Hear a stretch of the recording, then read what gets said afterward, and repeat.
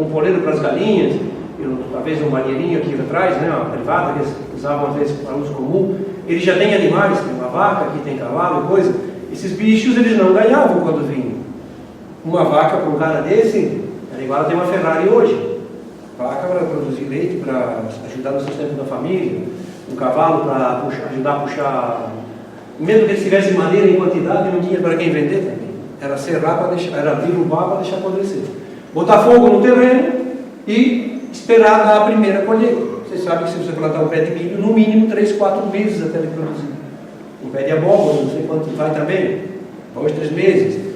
Então no começo era power o negócio, para se poder se manter. Aqui em cima passa uma estrada. Então quando eles vieram, o governo tratava com eles o seguinte: ó, vocês vão cuidar do terreno de vocês, mas uma partezinha do dia, umas 3, 4 horas do dia, vai ter equipes que vão abrir as estradas, que são estradas que todo mundo vai usar, e nós pagamos um saláriozinho para vocês, para que vocês possam comprar arroz, feijão, ou alguma coisa, pólvora, para as espingardas, para a caça e para se defender dos índios, que depois a gente vai falar mais adiante. Então era um período de carência de tudo, mas esses aqui já estão instalados, já estão com casa, né? Agora vocês imaginem você chegando com a tua família, com as malas, as tuas coisas que tu trouxesse, e um monte de mato na frente, e a primeira noite tu vai dormir ao relento, debaixo das árvores, vai ter que fazer uma cobertinha ali com folha de palmeira, alguma coisa, tem que deixar um fogozinho aceso com bastante fumaça para espantar os mosquitos, enfim. Não deve ter sido muito fácil o início, apesar de que tem um lado ruim, mas eles sabiam que a terra era boa. Só que não estava preparado para receber esse monte de gente.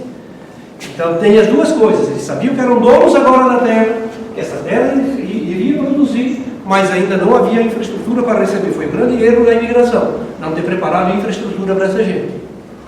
Não havia máquinas ainda nessa época. A gente pensa bem o seguinte: não havia trator esteira, não havia óleo diesel, não havia nem motor. As primeiras máquinas começam a chegar aqui para Santa Catarina em 1930. Por ali, o Jeep, alguma coisa. Aqui tem uma família, vocês vejam ali atrás tem um casebre também, eles estão preparados para ir para a festa, né? Estão todos vestidos com a melhor roupa que tem, né? O homem está vestido de paletó, imagina no meio do mato, né? Paletó, todo mundo com paletó e um coletezinho. Eles trouxeram as roupas da Europa, eles vieram sem preparação nenhuma para cá. Eles trouxeram o que eles tinham, então estão preparados para, ó, esse aqui é até fora da chuva. Fora da chuva, um poderzinho e tal. Espingarda na mão, espingarda, os meninos descalços, e os homens ainda tinham os tamancos. Seguramente eles devem, ali atrás tem um forno de fazer pão, né, aquele forno de rua, e a casa onde eles habitavam. Estavam começando a vida também. Seguramente estavam indo para a missa ou para alguma celebração litúrgica, porque era o que tinha na época. Não tinha balada, não tinha festa, não tinha, o que tinha na época eram as programações que a Igreja Católica fazia. Os que vieram para Nova Trento eram praticamente todos católicos. Aqui depois no Claraíba que a gente vai ter os protestantes, no caso os luteranos, né? Mas a 99% eram católicos e recebiam assistência dos padres. A gente vai ter depois em seguida alguma coisa. Uma equipe de trabalhadores que abriam estradas. Na época, na base da picareta e da marreta, os meus R's ainda sofrem por causa do dialeto, né? Marreta, às vezes é marreta, e Carla, às vezes sai com R só, não sai. Lá em Tijuca, os alunos riem de mim e dizem: ela vem o João, né, falando Carla. Mas é assim. Mas na hora, porque em italiano quase não tem palavras com 2 R's. Né? Esse aqui era meu bisavô, que tem uma foto antiga, de abertura de estrada. Era o pai, o avô do. Aqui tem a cara, era o de Montes. O que eles vão fazer? Vão construir as primeiras casas, vão começar a se organizar. Com o conhecimento que eles trazem de lá, eles vão montar os engenhos, e os engenhos são os locais onde eles vão processar a matéria-prima que eles têm. Os engenhos para fazer açúcar, que eles aprenderam a fazer aqui no Brasil. Plantavam cana de açúcar, podiam fazer o próprio açúcar. Os de farinha de mandioca na Itália não tem, aqui tem. Como teve a primeira vez que os daqui de Nova Trento foram para Trento, E o pessoal, tinha alguns que estavam por lá, disseram, traz uma farinha de mandioca, a gente está com saudade e tal, né? Foram parados na alfândega e eles achavam que estavam levando cocaína, né? Com os pacotes de farinha de mandioca, que lá não tem. Hoje é produto de exportação, mas na época não tinha. Então eles aprenderam a mexer com a farinha de mandioca aqui no Brasil. Milho eles tinham lá, então já sabiam como fazer. E também para serrar a madeira. Então. E esses engenheiros aproveitavam cursos de água, usando a força de uma roda d'água. De novo, não vai na frente, Jonas.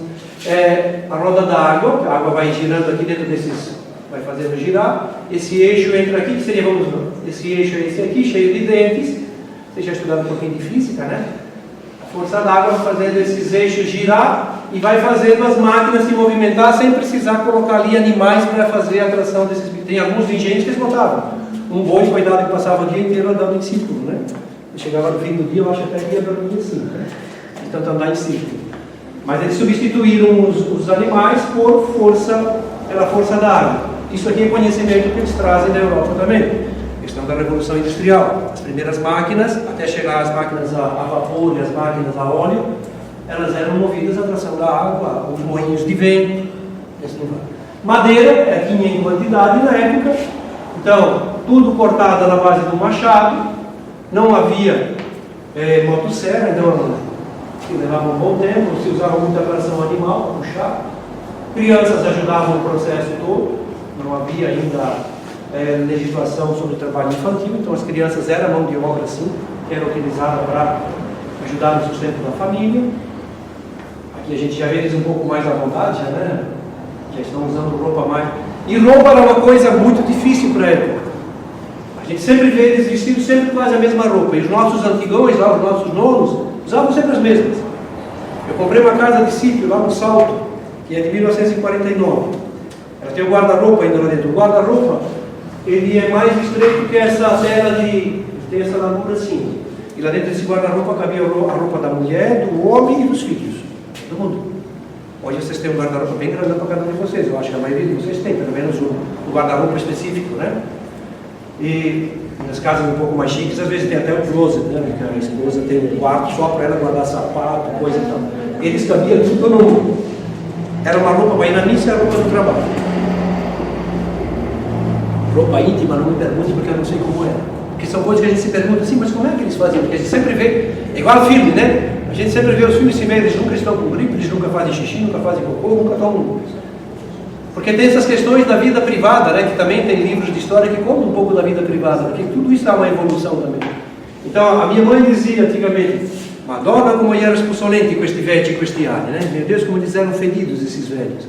Tomavam banho, eu peguei a época, a gente ainda bem que já passou, mas eu peguei a época que a gente tomava banho só de sábado, e durante a semana a gente só lavava os pés. Vai que morre e tiver com os pés sujos, eles diziam.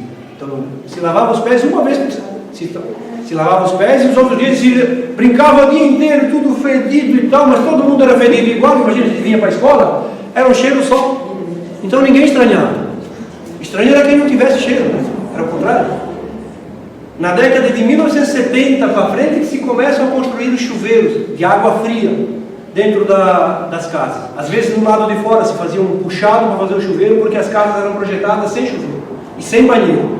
O banheiro era feito fora, numa casinha de madeira que tinha um assento, um buraco, você sentava ali e as galinhas às vezes andavam ali por baixo, o porco e tudo, né? A vida de antigamente, gente, até chegar a essas questões de higiene, levou-se tempo. Nós ainda estamos caminhando nisso. Hoje de manhã eu ouvi o secretário, o presidente da SAMAI falando que agora, que bom, está sendo feita a licitação para a colocação do esgoto sanitário em Nova Trento, né? Nós temos muita gente ainda que dá descarga, eles, que bom, me desfiz dos meus dejetos, eles vão direto para o rio. Maravilha, né? Direto para o rio. Esse rio que antigamente tinha água e tal, que hoje não tem mais nem água, nem mais nem peixe, nem mais nada, ele era totalmente poluído. Tijuca se implantou isso já faz dois anos, eles estão com quase 80% do esgoto tratado. Só que é uma obra que não dá voto, fica enterrada. O prefeito perdeu a eleição, mas ele instalou o sistema de esgoto, é a única cidade do Vale que tem um sistema de esgoto tratado. Atrás, eu tive que passar em Tijuca, tem a lista do dinossauro ali, no outro lado do rio tem uma construção lá. Ninguém queria a estação de tratamento de esgoto, Aí teve um empresário até que é casado com uma franzóia aqui de Nova Zelândia, que doou o terreno lá no pasto. A tubulação passa debaixo do rio para chegar lá, onde que esse esgoto todo é levado para lá, ele é tratado, decantado, e o que vai para o rio é a água praticamente limpa, não dá para tomar, mas ela sai nessa coloração. E o dejeto é usado como esterco, sei lá, é compactado. Então nessa época também nós temos ali probleminhas que são próprios. Madeira assim, se tinha por aqui, que hoje não tem mais, a araucária tinha, se tem mais, até porque o clima era mais frio, tinha também canela, pinaruna, cedros e outras madeiras mais. O que se produzia? Milho, uva, abóbora, batata, feijão, coisas do dia a dia que se plantando, tudo isso aqui fazia parte da comida, tanto dos animais quanto das famílias. Isso era comida de colono, que hoje a gente serve nos restaurantes de comida tradicional típica, né? Mas naquela época, isso aqui era comida de colono. Comida de gente grossa, comida de gente do interior, comida de animal. Que era, tudo isso o porco comia também. Tudo isso a vaca também ajudava a consumir. E os seres humanos também. Os bichos. Eu tenho uma outra imagem, mas ficou essa aqui que ela sintetiza assim, os bichos que faziam parte da vida desse colono de antigamente. Sonho de consumo de todo mundo era uma vaca, né? Que a vaca, uma vez que ela engravida, ela vai produzir mais um bezerro, ou uma bezerrinha, né? E ela produz leite, e o leite produz queijo. O leite tem vários derivados que dá para se aproveitar para melhorar a dieta diária. E também como tração animal para puxar arado e tal, os bois, né? Que eram castrados e eram usados para puxar a tração animal. E quando matasse, tinha carne. Apesar de que a carne nessa época, por não ter geladeira, quando matasse, ou salgava, fazia charque, ou matava e distribuía para os vizinhos, que tinha que ser consumido em 2, 3 dias, senão apodrecia tudo. Clima tropical, como o nosso, deixa um pedaço de carne fora da geladeira um dia, para ver se no outro dia você já não olha para ela assim com a cara de vou comer isso aí. Então a falta de... O porco era um bicho que se perdia só o grito. Ele não dava para gravar o grito, o resto se aproveitava tudo, né? O porco servia, a banha do porco era usada para fritar, como gordura, a gordura animal. Está voltando na moda agora, né? Mas era o óleo de soja, agora está voltando a banha de porco como mais saudável do que o óleo, porque os óleos estão vindo com uma porção de processos químicos que acabam trazendo às vezes alguns malefícios para a gente. Mas o porco, então, a banha dele era o principal, matar o porco bem gordo para poder ter bastante banha, para poder passar um bom tempo e ter com que fritar as coisas. Muitas pessoas colocavam, quando a banha estava derretida, já a guardar, eles colocavam pedaços de carne crua dentro, que naquela fervura toda, a carne era frita ali naquela hora, a banha depois ficava fria, ela fica branca depois de fria, né? E aquela carne se conservava aí dentro, não estaria tirando. Quando chegava lá naquele pedaço de carne, fazia festa, dizia, pô, um pedaço de carne, chega, né? Mas era já intencionalmente era colocado. E para não perder a carne, eles faziam, hoje se chama bonito assim, né, de embutidos. Mas elas faziam as linguiças, né? Linguiça, salame, essas coisas, né? Carne temperada com sal, alho, depois chegou os salitros, né? Que eram colocados uma gotinha de nada, que era para ajudar a linguiça a se enxugar e não apodrecer, porque é carne crua colocada dentro da própria tripa do porco, amarrado ali, deixada, pendurada em cima da fumaça do fogão a lenha, para ela secar e ser consumida ao longo do ano. Hoje também é servido como comida típica de restaurante, né? E a vigilância sanitária não permite mais fazer, que é um pecado, porque aquelas boas mesmo de verdade não tem mais. Agora vem essas de fábrica, que vem super vermelhinhas, cheias de nitratos e nitritos que a gente acaba consumindo. Eram mais saudáveis aquelas. O porco também comia de tudo que sobrava da mesa do agricultor, então a ninhada de porquinhos, geralmente 6, 7 porquinhos, então o porco sempre acompanhou. Nós aqui, até anos atrás, eu lembro, nós tínhamos os chiqueiros perto da casa. A Claudete, vizinha de porta nossa ali, tinha o chiqueiro ali, nós tínhamos o nosso logo ali, o Beppe tinha ali, o Zé, todo mundo tinha o porco atrás da casa, e ninguém reclamava de cheiro de mosca. Porco, galinha. Estava ali porco, galinha, fazia parte. Claro que devagarinho todas as regras de higiene vão chegando e os bichos também vão sendo mandados mais para as áreas rurais. A galinha vai fazer parte também da vida dessas pessoas como complemento. A galinha porque Ela já vem no tamanho pronto para a família, né? Daí não precisa guardar para o dia seguinte. A tua galinha preparou, come no dia, não precisa fazer linguiça com galinha, não precisa botar na geladeira, porque é para o dia. Matou, comeu. Geralmente se comia sábados e nos domingos, né, dias de festa. E tem um ovo também, né? Que é galinha, ovo e carne. Duas coisas. Do rio se pescava, tinha, os rios eram bons de peixe, tinha muita coisa, hoje não tem mais nada. E esses aqui não dava para comer, né? Nem cachorro, nem gato. Não se comia nem o cachorro, nem o gato. Só que eles eram muito importantes. O gato, porque controlava os ratos, a praga do rato. Não havia veneno e o gato faz aquele trabalho maravilhoso. Hoje a gente tem eles quase dentro de casa como companhia. Mas nessa época, e eles comem ração, né? Hoje em dia quem produz ração de cachorro e gato está feliz, porque se vende em quantidades enormes, né? Por causa dos bichos de estimação, os pets. Então, o gato tinha essa função, e o cachorro também, se tinha cachorro na casa, não era para ser bonitinho, peludinho, poodle e tal. Era aqueles Waipeca, que é um cachorro, pastor alemão, mas não. Eram aqueles cachorros Waipeca que eram usados para caça, que eram cachorros de caça, e cachorros que ajudavam na segurança da caça também, né? Para evitar que algum animal se aproximasse, e também, mais adiante, a gente vai ver a questão dos índios, que também foi um problema para eles. Então, aqui cavalo eu não coloquei, porque no Nova Trento o cavalo vai chegar bem depois, e ele não foi muito usado na agricultura, como foi em outros lugares. Aqui era muito usado o boi mesmo, como força de tração. Mais adiante que vão começar a aparecer os cavalos para puxar carroça mesmo, os carros de mola, que as pessoas vinham para a missa, né, vinham de carroça, né, tudo chique, né, balançando na carroça de mola. Hoje não se tem mais, praticamente não se tem cavalo em Nova Trento. Caça era abundante ali em Nova Trento, na época de 1930, alguém mataram uma onça com carne. O jaguatirica, tatu, capivara, o porco-espinho, esse porco javali, esses animais de mar, aves de nossa ali, macuco, jacopema, inhambu, aracuã, sabiá, tudo que se mexesse, que desse para matar, se matava esse comida. Ainda hoje tem uma péssima, né? Ainda a herança do período que se matava, as pessoas ainda caçam e matam um pouco que sobrou. Tem a casa no sítio lá no Salto, que é praticamente a 7 km daqui, ainda o pessoal caça e mata. Se escuta de vez em quando. Cachorro de caça, de vez em quando a gente topa com um para lá e para cá, procurando por tatu, procurando por coisa. São treinados para procurar bicho para matar. É um pecado porque muitos desses já estão em extinção.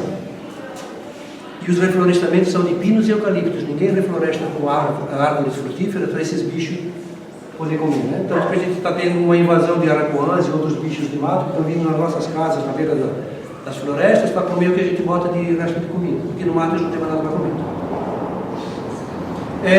Estou avançando, gente. Eu não sei como é que eu estou, uma hora que eu sou. Não, pode ficar à vontade. Gente, eu estou indo depressa demais, vocês estão cansados, querem parar, sei lá, porque é rápido que eu falei que era com imagem, só que é muita informação para... A religião católica, Nova Trento foi atendida pelos padres jesuítas. Os padres jesuítas vieram para cá em 1878. 3 anos depois que eles estavam aqui já sediados, os colonos, os padres jesuítas montam a casa deles ali onde que hoje tem a casa paroquial e que tem a igreja. Eram eles que praticamente, na falta de um governo funcionando dentro dessa colônia, tinha ali onde que tem um parquinho, ali onde que tem a praça, tinha ali a casa da administração da colônia, que era chamada Alferes antigamente. Nova Trento, antes de se chamar Nova Trento, era o núcleo do Alferes. Alfero, tem a cervejaria hoje, né? Alfero, eles não sabiam, não conseguiam falar Alferes e Alfero. Né? Ir ao Alfero, ainda se falava, digamos, vá ao Alfero, vindo para o centro da cidade. Mas quem estava junto com essa população de perto, orientando, eram os padres. Eram eles que celebravam missa, a primeira comunhão, sepultamentos, casamentos, e mantinham esse pessoal na linha, porque não havia um governo administrativo que desse conta dessa gente toda. Na falta deles, os jesuítas tomaram conta e transformaram Nova Trento em uma cidade super religiosa. Com o slogan dos jesuítas, né? Ad maior Dei Glória, tudo para a maior glória de Deus. Se vocês forem pensar, nós vamos ver, Nova Trento fica a 8 km de São João Batista. Nova Trento tem pelo menos mais de 100 padres ordenados, não sei quantas irmãs, uma ordem religiosa, uma santa.